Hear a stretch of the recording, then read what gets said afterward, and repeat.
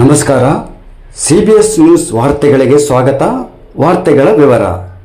ಬಳ್ಳಾರಿ ನಗರದಲ್ಲಿ ಭೀಮಾ ಆರ್ಮಿ ನೂತನ ರಾಜ್ಯಾಧ್ಯಕ್ಷರಾಗಿ ರಘು ಸಿ ಅವರಿಗೆ ಬಳ್ಳಾರಿಯಲ್ಲಿ ಅದ್ದೂರಿಯಾಗಿ ಅಭಿನಂದನೆ ಕಾರ್ಯಕ್ರಮ ಏರ್ಪಡಿಸಲಾಗಿತ್ತು.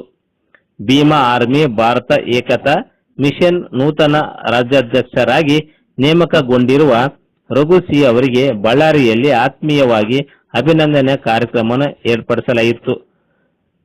ನಗರದ ಹಳೆ ಬಸ್ ನಿಲ್ದಾಣದಲ್ಲಿ ಖಾಸಗಿ ಹೋಟೆಲ್ ಒಂದರಲ್ಲಿ ಆಯೋಜನೆ ಕಾರ್ಯಕ್ರಮವನ್ನು ಭೀಮಾ ಆರ್ಮಿ ಭಾರತ ಏಕತಾ ಮಿಷನದಲ್ಲಿ ಜಿಲ್ಲಾ ಹಾಗೂ ವಿವಿಧ ಘಟಕಗಳ ಪದಾಧಿಕಾರಿಗಳ ಕಾರ್ಯಕರ್ತರು ಮತ್ತು ಮುಖಂಡರು ಭಾಗವಹಿಸಿ ರಘು ಸಿ ಅವರಿಗೆ ಶಾಲು ಹೊದಿಸಿ ಹೂಗುಚ್ಚು ನೀಡಿ ಸನ್ಮಾನಿಸಿ ಗೌರವಿಸಲಾಯಿತು. ಈ ವೇಳೆ ಮಾತನಾಡಿದ ಸಂಘಟನೆ ಮುಖಂಡರು, ರಘು ಸಿ ಅವರಿಗೆ ನೇತೃತ್ವದಲ್ಲಿ ಭಾರತ ಏಕತೆ ಮಿಷನ್ ರಾಜ್ಯಾದ್ಯಂತ ಮತ್ತಷ್ಟು ಬಲಿಷ್ಠವಾಗಿ ಬೆಳೆಯಲಿದ್ದು, ಸಾಮಾಜಿಕ ನ್ಯಾಯ, ಸಮಾನತೆ ಹಾಗೂ ಸೋದರ ಅಥವಾ ಮೌಲ್ಯಗಳನ್ನು ಜನಸಾಮಾನ್ಯರಂತೆ ನಡುವೆ ಇನ್ನಷ್ಟು ಪರಿಣಾಮಕಾರಿಯಾಗಿ ತಲುಪಿಸುವ ಕಾರ್ಯ ನಡೆಯಲಿದೆ ಎಂದು ವಿಶ್ವಾಸ ವ್ಯಕ್ತಪಡಿಸಿದರು. ಕಾರ್ಯಕ್ರಮದಲ್ಲಿ ಬಳ್ಳಾರಿ ಜಿಲ್ಲಾ ಘಟಕ ಪದಾಧಿಕಾರಿಗಳು, ವಿವಿಧ ಘಟಕಗಳ ಕಾರ್ಯಕರ್ತರು ಹಾಗೂ ಸಂಘಟನೆ ಮುಖಂಡರು ಈ ಕಾರ್ಯಕ್ರಮದಲ್ಲಿ ಉಪಸ್ಥಿತರಿದ್ದು ಅಭಿನಂದನೆ ಸಲ್ಲಿಸಲಾಯಿತು. ರಾಷ್ಟ್ರ ಸಂವಿಧಾನಕ್ಕೆ ನೀನೆ ಶಿಲ್ಪಿಯು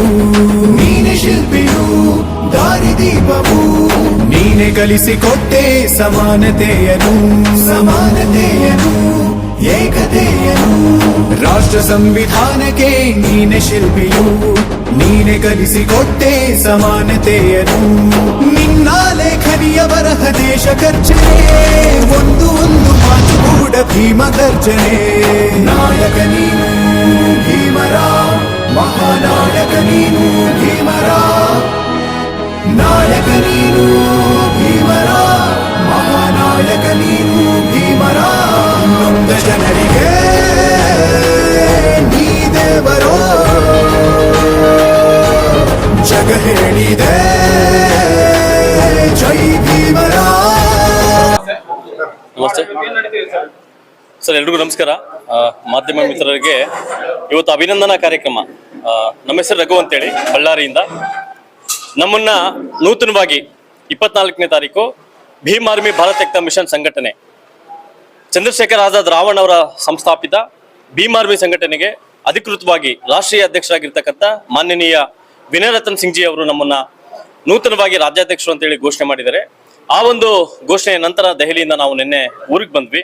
ಇದಾದ ಬಳಿಕ ಬಳ್ಳಾರಿ ಭಾಗದ ನಮ್ಮ ಎಲ್ಲಾ ಭೀಮ್ ಆರ್ಮಿ ಕಾರ್ಯಕರ್ತರು, ಸ್ನೇಹಿತರು, ಒಡನಾಡಿಗಳು ಮತ್ತೆ ದಲಿತ ಮುಖಂಡರುಗಳು ಒಗ್ಗೂಡಿ ನಮಗೆ ಒಂಚೂರು ಇವತ್ತು ಅಭಿನಂದನಾ ಸಮಾರಂಭವನ್ನ ಆಯೋಜಿಸಿದ್ದಾರೆ. ಹಾಗಾಗಿ ಅವರೆಲ್ಲರಿಗೂ ಕೂಡ ನಾನು ಇವತ್ತು ನಿಮ್ಮ ಮೂಲಕ, ಮಾಧ್ಯಮದ ಮುಖಾಂತರ ಎಲ್ಲ ನನ್ನ ಸಹೋದರರಿಗೆ, ಭೀಮ್ ಆರ್ಮಿ ಸಂಘಟನೆಕಾರರಿಗೆ, ಕಷ್ಟ ಸುಖದಲ್ಲಿರ್ತಕ್ಕಂಥ ಎಲ್ಲ ನನ್ನ ಒಡನಾಡಿಗಳಿಗೆ ಮತ್ತೆ ದಲಿತ ಮುಖಂಡರಿಗೆ, ಅಣ್ಣ ತಮ್ಮಂದರಿಗೆ, ಸ್ನೇಹಿತರಿಗೆ ಈ ಒಂದು ಮಾಧ್ಯಮದ ಮುಖಾಂತರ ನಾನು ಅವರಿಗೆ ಹೃತ್ಪೂರ್ವಕ ಧನ್ಯವಾದಗಳನ್ನು ಸಲ್ಲಿಸಕ್ಕೆ ಇಷ್ಟಪಡ್ತೀನಿ.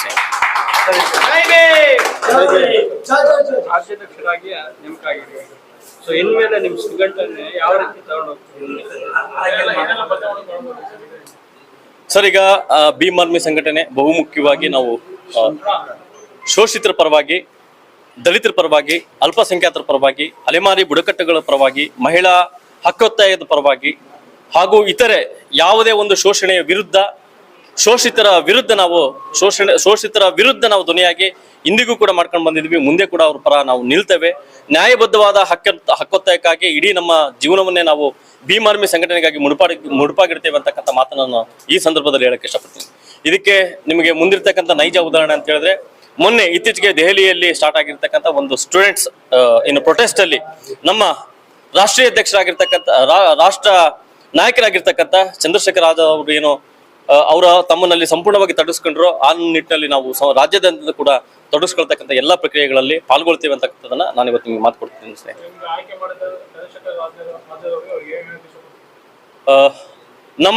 ನಮ್ಮೆಲ್ಲ ಕೆಲಸ ಕಾರ್ಯಗಳನ್ನು ವೀಕ್ಷಿಸಿ ಅವರ ಇಂಟೆಲಿಜೆನ್ಸಿ ಆಧಾರದ ಮೇಲೆ ನಮ್ಮನ್ನ ಈ ರಾಜ್ಯದ ಮುಖ್ಯಸ್ಥರನ್ನಾಗಿ ಆಯ್ಕೆ ಮಾಡಿದ್ದಕ್ಕಾಗಿ ಮಾನ್ಯ ಅಡ್ವೊಕೇಟ್ ನಗೀನಾ ಕ್ಷೇತ್ರದ ಸಂಸದರು ಚಂದ್ರಶೇಖರ್ ಆಜಾದ್ ರಾವಣ್ ಅವ್ರಿಗೂ ಮತ್ತೆ ರಾಷ್ಟ್ರೀಯ ಅಧ್ಯಕ್ಷರಾಗಿರ್ತಕ್ಕಂಥ ವಿನಯ್ ರತನ್ ಸಿಂಗ್ ಜಿ ಅವರು ಮತ್ತೆ ಕರ್ನಾಟಕದ ಮತ್ತೊಬ್ಬ ಮುಖ್ಯಸ್ಥರಾಗಿರ್ತಕ್ಕಂಥ ಯಶ್ಪಾಲ್ ಬೋರೇಜಿ ಅವರಿಗೆ ನಾನು ಈ ಒಂದು ವೇದಿಕೆ ಮುಖಾಂತರ ಅಭಿನಂದನೆಗಳನ್ನು ಸಲ್ಲಿಸ್ತೇನೆ.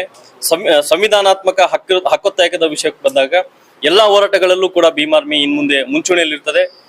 ನೀವು ನಮಗೆ ವಹಿಸಿರ್ತಕ್ಕಂಥ ಬಹು ಜವಾಬ್ದಾರಿಯುತ ಈ ಒಂದು ಸ್ಥಾನಮಾನಕ್ಕೆ ನಾವು ಯಾವುದೇ ಚ್ಯುತಿ ತರುವುದ ಹಾಗೆ ಕೆಲಸವನ್ನ ಮಾಡ್ತೇವೆ. ಅದಾದ ಬಳಿಕ ಎಲ್ಲಾ ಸಾರ್ವಜನಿಕ ಹಿತಾಸಕ್ತಿ ಕಾಪಾಡೋದ್ರಲ್ಲಿ ನಾವು ನಮ್ಮನ್ನು ಸಂಪೂರ್ಣವಾಗಿ ತೊಡಗಿಸ್ಕೊಳ್ತೇವೆ ಅಂತ ಹೇಳ್ತಾ ನಾನು ನಿಮ್ಮ ಪ್ರಶ್ನೆಗೆ ಉತ್ತರಿಸ್ತಾ ಇದ್ದೀನಿ.